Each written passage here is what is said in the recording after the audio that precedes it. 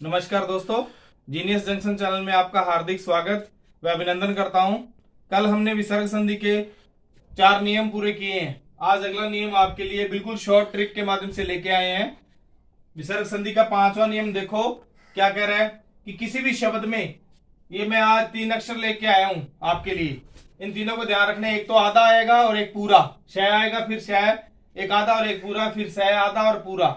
ये तीनों एक जैसे ही है, बिल्कुल एक जैसे आएंगे, वहां पर विसर्ग संधि ही होगी। जैसे उदाहरण के लिए देखो, निसंदेह में देखो आधा सह दे रखा है और फिर पूरा सह दे रखा है, इसका मतलब ये विसर्ग संधि है। यहीं से अगर पहचान पता करनी हो आपने, ये आधा से और पूरा से एक जैसे शब्द अक्षर है, देखो दोनों के दोनों एक जैसे हो, वहां विसर्ग संधि ही होगी। अब इसका संधि विच्छेद कैसे करोगे?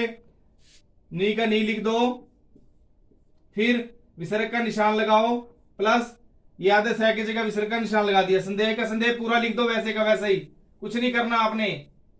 बिल्कुल शॉर्ट ट्रिक है आपके लिए।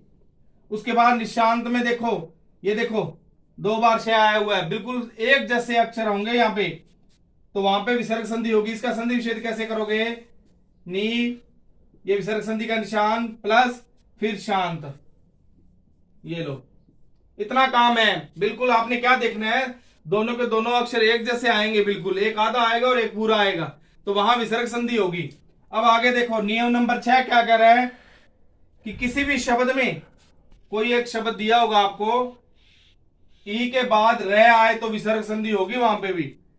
ये बड़ी ई है, ई के बाद कोई भी र आ जाए, मान लो कोई शब्द अक्षर आ जाएगा र, तो वहां विसर्ग संधि होगी। जैसे उदाहरण के लिए देखो, नीरव, नीरव में देखो ये ई की मात्रा लगी हुई, बड़ी ई की, तो उसके तुरंत बाद क्या दे रखा है?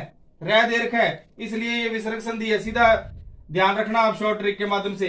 अब इसका जब संधि विच्छेद करोगे तब ध्यान रखना है, ये जो बड़ी ई है वो छोटी ई में परिवर्तन हो जाएगा इसका। देखो नी, फिर विसर्ग का निशान,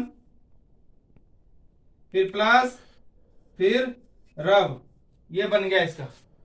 उसके बाद धीरज का देखो, ये बड़ी ई की मात्रा लगी हुई है, बड़ी ई लगी हुई है। मैंने क्या बताया नियम, बड़ी ई के बाद तुरंत बाद र आ जाए तो वहां पर विसर्ग संधि ही होगी। जैसे इसका संधि विच्छेद जब करोगे तो छोटी ई की मात्रा लग जाएगी, फिर विसर्ग संधि का निशान, प्लस रज, ये बन गया। उसी प्रकार से निरंतर में देखो, नी, विसर्ग संधि का निशान, प्लस रंध्र, ये बन जाएगा। आपको ये समझ आ गया होगा कि बड़ी ई के बाद र आ जाए तो वहां विसर्ग संधि ही होगी। इसी प्रकार से पहला नियम द्वार से देख लो इसका, कि एक तो आधा शय आएगा और एक पूरा, अक्षर दोनों एक जैसे ही आएंगे, वहां पर विसर्ग संधि होगी। सीधी सी पहचान याद रखना आप। और दूसरे मैंने बताया कि बड़ी ई के तुरंत बाद र आएगा तो वहां विसर्ग संधि ही होगी, परंतु जब संधि विच्छेद इसका करोगे, जो बड़े ई की मात्रा जो लगी होगी उसको छोटे ई में बदल देना है। बस इतना ही काम करना है। इसी के साथ संधि हमारी आज कंप्लीट हो चुकी है। पूरे पाठ हमने कंप्लीट करवाए हैं इसके। जैसे संधि के 3 प्रकार होते हैं ना, स्वर संधि, व्यंजन संधि और विसर्ग, तीनों के तीनों हमने पूरे करवा दिए हैं। अगर आपको हमारे जो पीछे वाले पाठ देखने हैं तो हमारे चैनल पर जाकर आप उसे देख सकते हैं। धन्यवाद।